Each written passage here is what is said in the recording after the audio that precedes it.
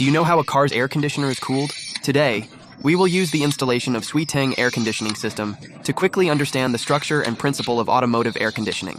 This is the compressor for the air conditioner. It is connected to the engine belt reel via a stop belt. So the compressor runs when the engine is running. This is the core component of the air conditioner assembly.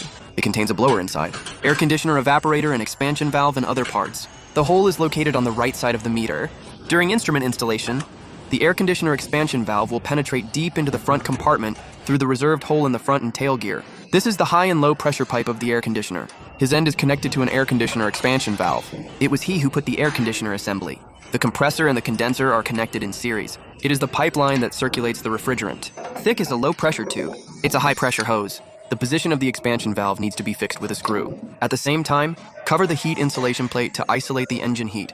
Then connect the low pressure pipe to the air conditioner compressor, and connect a high pressure pipe to the condenser. In this way, the refrigerant in the low pressure tube can enter the condenser after being pressurized by the compressor.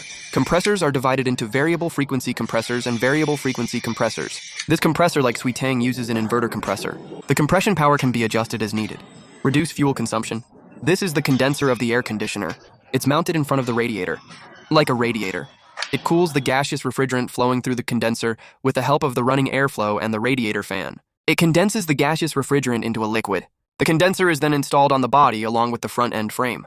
After the front end is installed, then connect the two pipes connecting the compressor and the expansion valve to the condenser. Circular loop.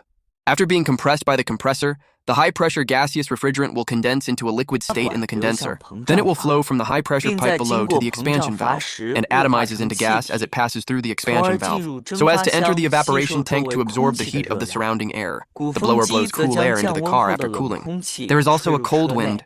Do you understand?